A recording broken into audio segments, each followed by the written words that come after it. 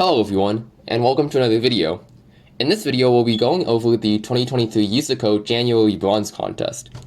That was quite a mouthful. But this is the first contest I've done in USACO, so it was pretty interesting, and I'll walk you through the problems. I'll go in the order of problem 3, and then problem 1 and problem 2, because I feel like 3 was the easiest, 1 was more hard, and 2 was the hardest. So if you want to jump around the video, I'll start with 3, 1, and then 2. So let's take a look at problem 3. Basically, the crux of the problem is we're given these strings, or Bessie's given these strings, like MOM, MOM, or MMO, or MOO, and Bessie is asked to make these strings into the word moo, like so. And Bessie can achieve this using two operations. Bessie can either remove the last or first character, so basically pop a character off of either end of the string, or Bessie can replace the first or last letter with its opposite. So for instance, Bessie can make this M and O, or Bessie can make this M and O, right? Or Bessie can just straight up remove letters from the end of the string. But Bessie cannot delete letters in the middle, and Bessie can't change anything that's other than the last or first letters. So let's think of this in a greedy way, right? Like a greedy algorithm. So what's the easiest way that Bessie can solve something like this? I'd like to draw your attention to this one, case 3, where it's just straight up the word moo. Now what moo is, well, that's like already done, right? But think about what would happen if we had some extra O's or some extra M's in front or behind the word moo, right? So if we had, and these X's are just random characters, right? We don't care what these characters are. But if any time we see the word, that was a terrible O, we see the word moo in the middle of the string, right? If we see this word moo right here, then we know that we don't have to do any replacement, right? We don't need to flip any characters. All we have to do is lop off these characters and lop off these characters, right? So our first instinct in this problem is just to find the word moo, and if there's the word moo in the string, then we can easily just remove the first characters, remove the last characters, and that's our answer. I don't know if I mentioned this, but you're supposed to output how many operations it takes to turn this string into moo. That's kind of important, but yeah. So we have the word moo here, so we just need to remove the first and last characters. And to do this in code, I have my code right here. But if we want to do this in code, the easiest way to do this is through a for loop. So this is basically what I just explained. We're starting from index 0 of the string, and we're going to the string's length minus 2, because if you think about it, we have to go 2 less than the starting point, because if we go too far, then we're going to be trying to find O's that are outside of the string, if that makes sense. And basically, we're just going to take if string of I equals m, and string of I plus 1, so if string of index I is m, and then string of the next character is O, and the string of that character, the character after the next character, so I plus 2, is also O, then we've made up the string O, and what we can actually do is we can just take string.length minus 3, and that might seem kind of weird, but think about it like this. This string has 1, 2, 3, 4, 5, 6, 7, 8, 9 characters, right?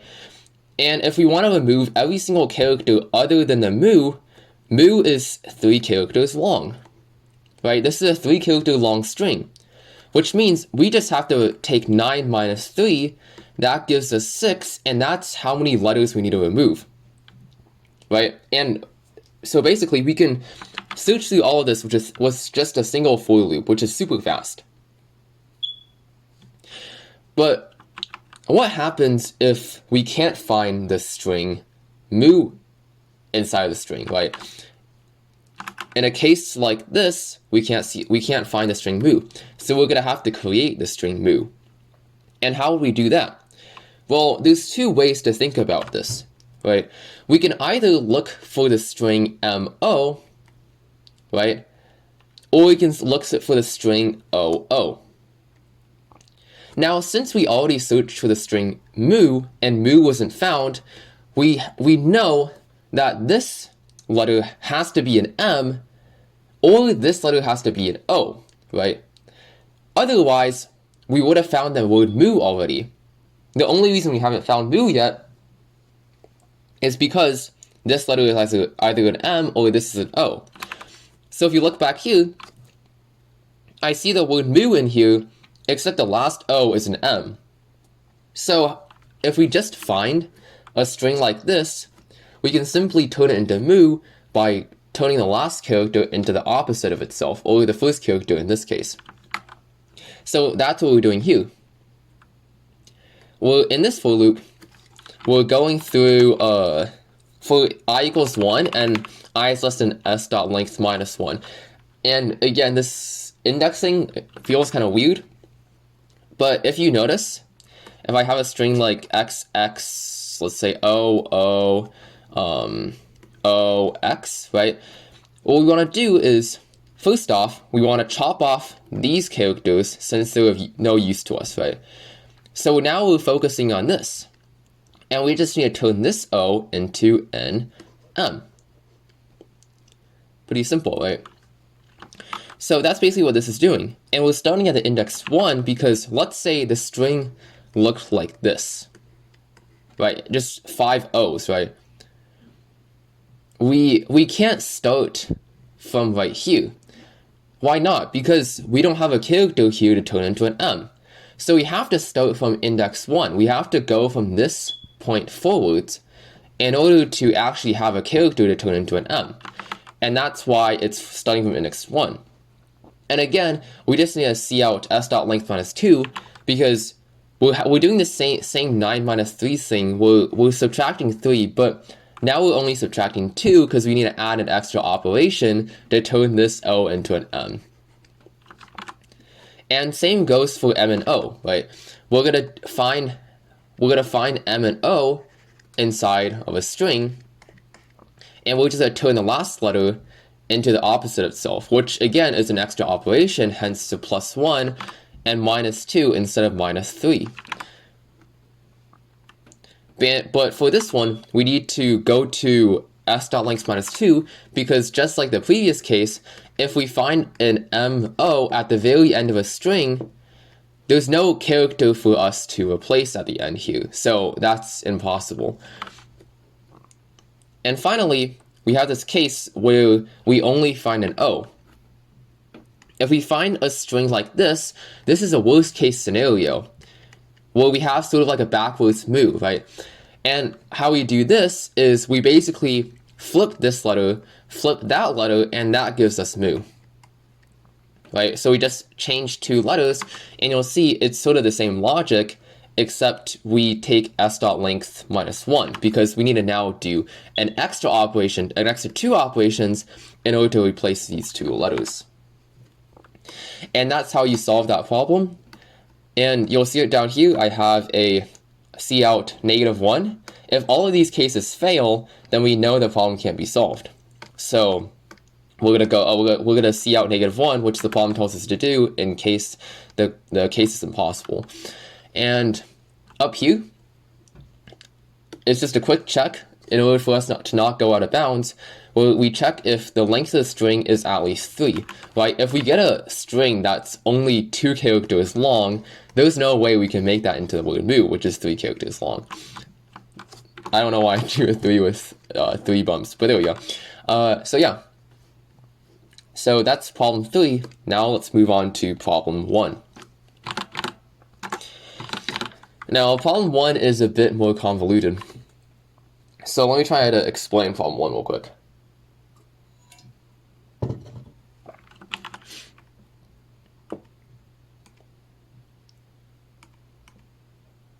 Well, in problem 1, we're basically given cows and liters, and we're asked to find how many pairs of liters are possible.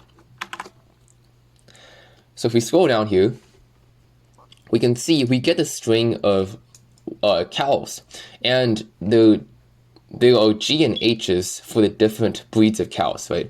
There's Guernseys and Holsteins. Sorry if I pronounced those names wrong, but Guernseys and Holsteins, G and H's. And basically, each of these cows has a list, right? So the first cow has a list of its index up to the second cow, right? So from itself to the second cow, it has a list of all these cows' names, right? This Holstein has a list from itself to the fourth cow. So its list contains these 3 cows. This Holstein has a list of itself to the third cow, which is only a list of itself. And this Guernsey has a list of itself to cow number 4, which is also itself. Right? So if I write this out, it's kind of confusing. But basically we have... Hold on. Basically we have G, H, H, G. And we have... Oh, the numbers again? 2, 4, 3, 4. 2, 4, 3, 4. So if I go down here, this first Guernsey has the cows G, which is itself, and H, right? This Holstein has itself, this H, and the fourth cow, right? So it has all the cows up from itself up to the fourth cow. This Holstein has itself up to the third cow, which is just an H, and this Guernsey has just itself, because it's the fourth cow. So now we're asked to find how many pairs of leaders are possible. Now, what is a leader? A leader is a cow that has a list of either all the cows of its breed, or a list containing the other breed's leader. That's kind of confusing, but I'll explain real quick. This H right here, right, this Holstein, it has a list of itself, this Holstein, and a Guernsey. But as you can see on this list, it actually has a list of both of its breeds, right? It's a Holstein, and since its list contains both Holsteins, this cow is a leader, right? And as we can see, for other cows, such as this H right here, it only has itself on the list. It doesn't have this Holstein. So this cow is not a leader. And this Guernsey is not a leader either, because it only has itself on this list and it's missing this other Guernsey. But if we look down here, this Guernsey has the other cow's leader on its list, which also makes this Guernsey a leader. So leaders are cows that either have all the cows of its breed on its list, or it's a leader if it has the other breed's leader on its list. That was a mouthful, but hopefully that made sense. Let's take a look at this sample case. GHH233. I'll delete this here real quick. So GHH233, right.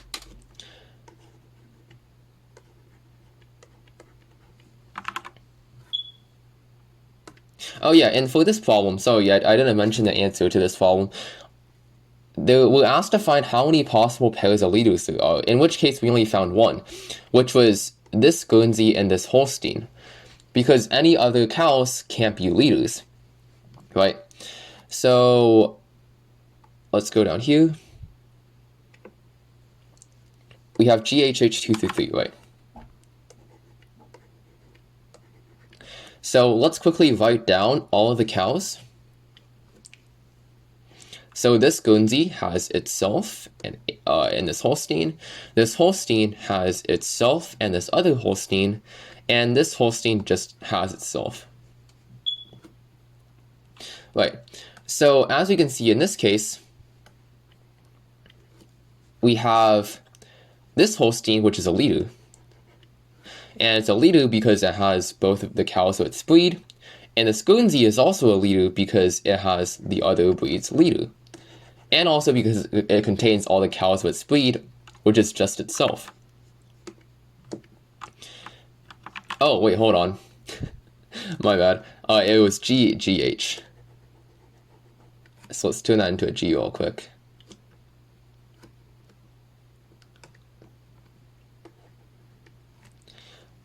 Wait, that kind of screws us up though. So let me just quickly erase this.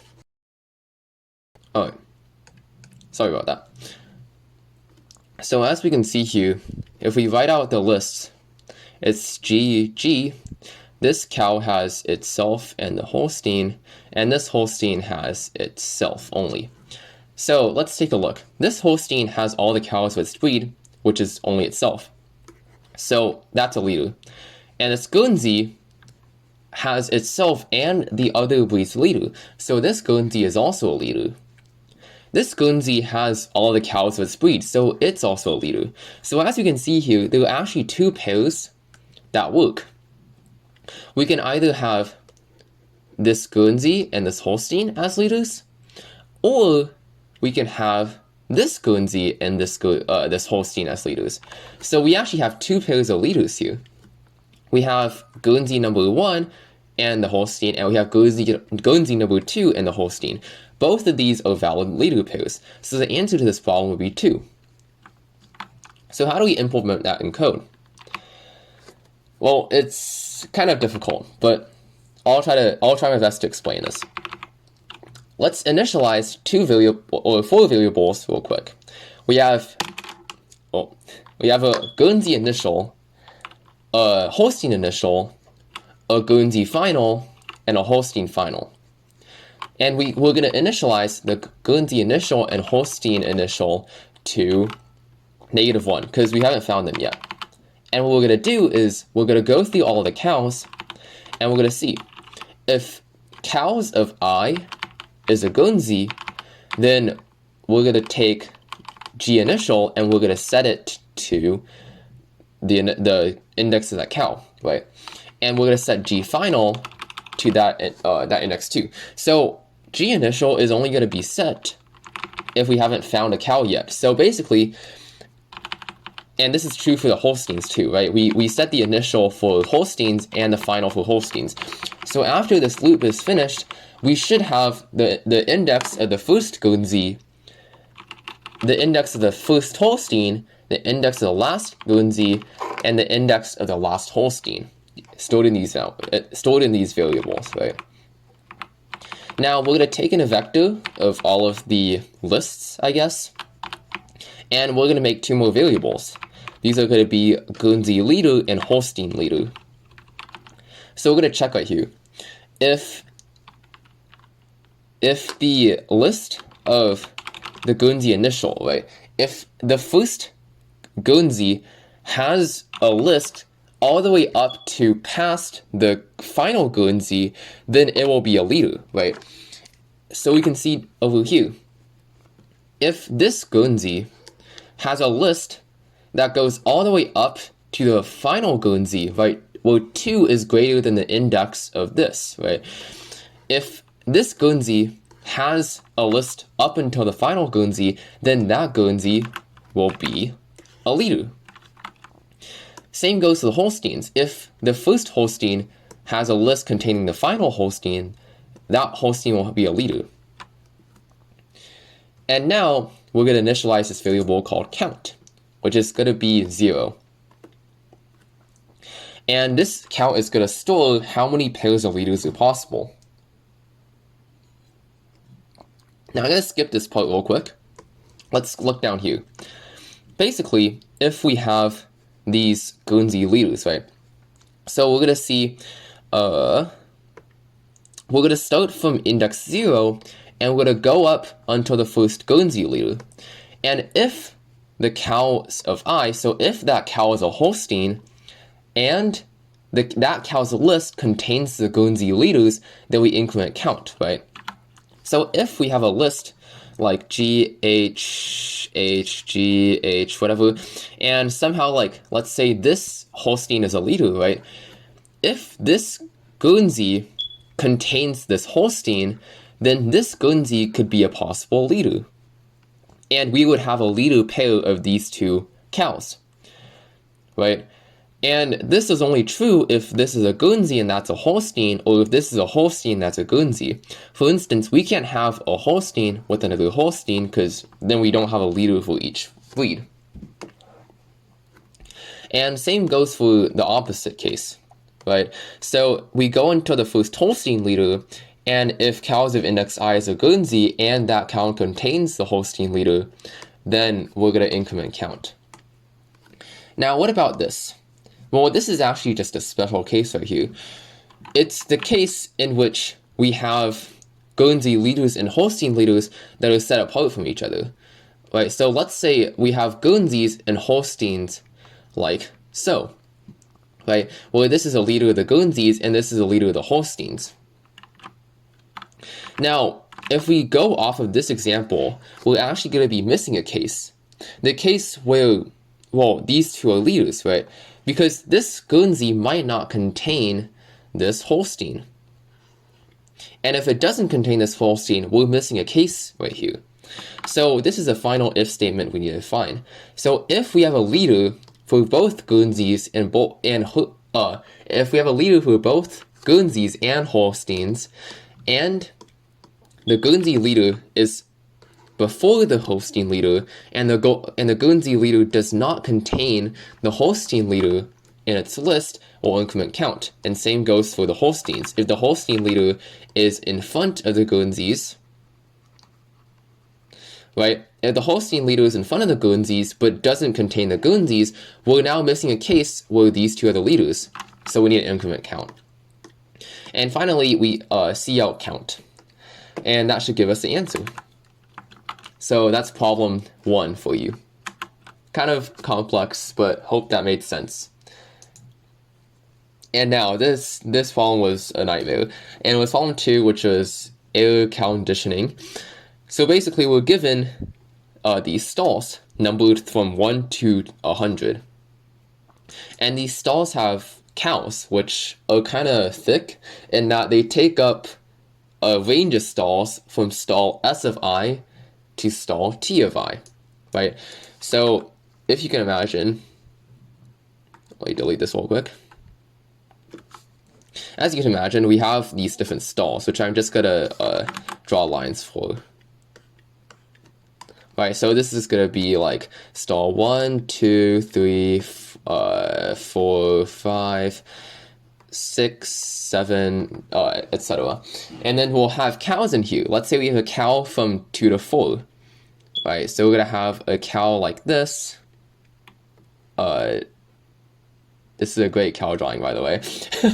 but we'll have a cow from stall 2 to stall 4, right? Or we might have a cow from stall 6 to stall 7.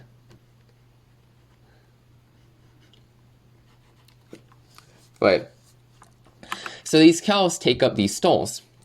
And we also are given some air conditioners. Well, there's less than 10 air conditioners. And each of these air conditioners cost M of I units to operate and cools a range of stalls from A of I to B of I. Right. So let me draw in the air conditioners. We might have an air conditioner from like stall 1 to stall 6, right? And this air conditioner might cost like $5 to run. And we might have an air conditioner from like stall 3 to stall 8 or something. And this air conditioner will cost $10 to run.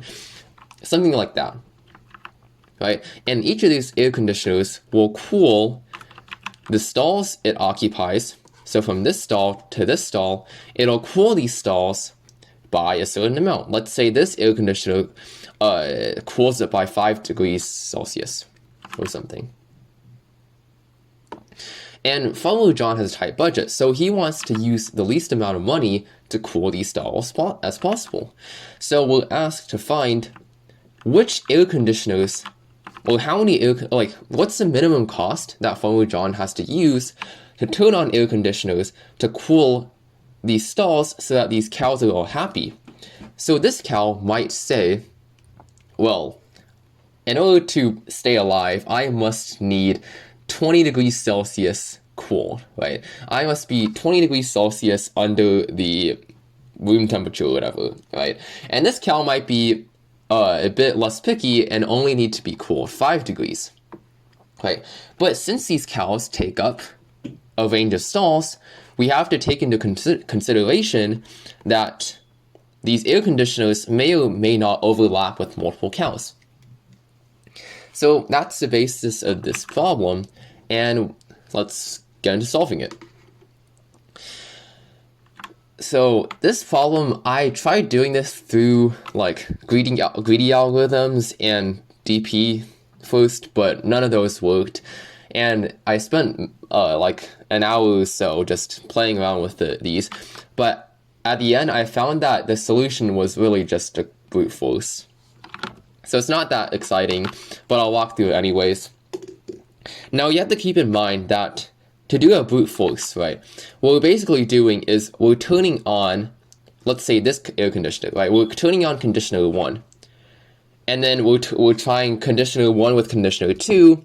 We're trying 2 with 3, maybe 1, 2, 3, maybe 1, 4, 6, maybe like 2, 3, 7, right? We're just trying different combinations of air conditioners.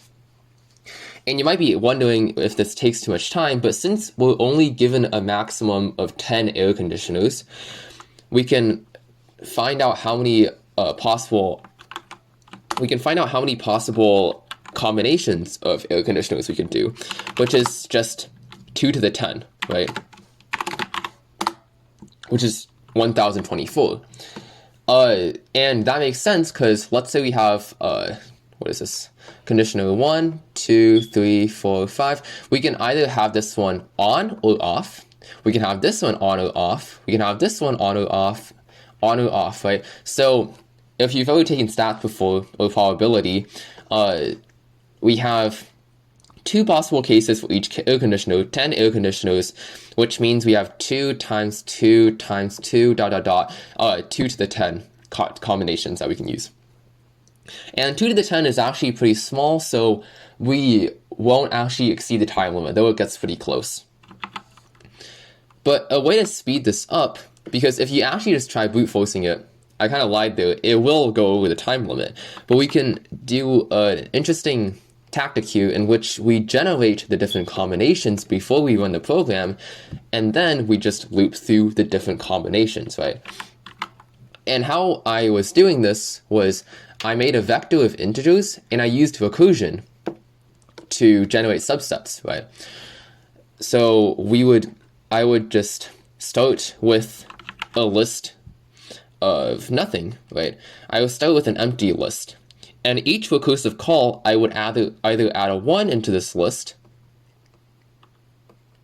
I think that's what I did at least. No, that's not what I did. Each of these calls, I would either add the current index into the list, or I would just skip it and go on to the next index, right? So basically, by using recursion, I can build all of the subsets possible for 10 conditioners. So I would have 0, 1, right? Or I would skip the 1 and go on to the next list, right? So I would either choose to take the index or not take it. And for this one, I would have an array of 1, and I would also have a skip list, right? And as you can see, if we branch this out, we will generate all the possible subsets of 10 lists. So if we go back here, we can see that's exactly what I'm doing. I'm generating a list of skipping the index, and I'm also generating a list of pushing back that index, right? So I'm generating a list of that index included. And if we come down here, you'll see I'm going to generate the list real quick, and it's going to be stored in the subset array. And I'll just loop through all of the sets in the subset. Now, we can do a bit of pruning here, and pruning is basically when you pick out something immediately that doesn't work so you don't have to waste time on it. And how we prune this list is we basically, for each of these sets, we look at the conditioners in that set, and if the cost is greater than our minimum, right? If we're going to have to spend more money on these conditionals than a case we've already found, then we know for sure we're not going to take this case because we already found a better case. So we're going to prune that subset by just skipping it, by continuing. And then otherwise, we go into here, and we say we're going to get conditional 0, get conditional 1, and we're going to call these stalls, right? So I made this stall array, which is basically just an array of 100 numbers, all 0. And then what I'm doing is, for each of the conditionals, I'm taking that range and I'm just subtracting x from it, right? So I'll just have like -5, -5, -5, etc. And then that's the array. And then what I'll do is, oh wait, hold on. I actually did this in a slightly smarter way. So what I did was, while looking through the cows, right? While I was looking through the cows, I made an array of 100 integers of all the cow's necessities, right? So let's say this cow, right, from 2 to 4 needed to be cooled by 20 degrees. I would just say 0, and then from 2 to 4, I would put a 20 in here, right? 20, 20, 20, and then I would just continue on, and then maybe this cow needs 5, so I just say 5, 5, 5, whatever, to the end. And then for each of the conditionals, I just take all of these numbers and I subtract, let's say, 5 from it, right? And then if we go back after we turned on all the conditionals we're going to try turning on, if we go back and any of these numbers are greater than 0, that means that these conditionals aren't suitable for the job because we haven't cooled these cows sufficiently enough. There's still a cow that hasn't been cooled down yet. So that means that this configuration of conditionals isn't gonna work. In which case we skip this, and if it does work, we already know that the cost is less than the minimum, so we just set the minimum to the cost, and then we're gonna reset the stalls. And finally, we output min, which is the number of cases, or the number of conditionals. So min is going to be the cost of the minimum number of conditionals that are needed to turn on to cool these cows. So that's it for the January contest. It was pretty tricky, at least for me, because I'm kind of a noob. But as you can see, this video is like half an hour long, so it did take a lot of time. But do leave a like if you enjoyed the video, subscribe, and as always, thanks for watching.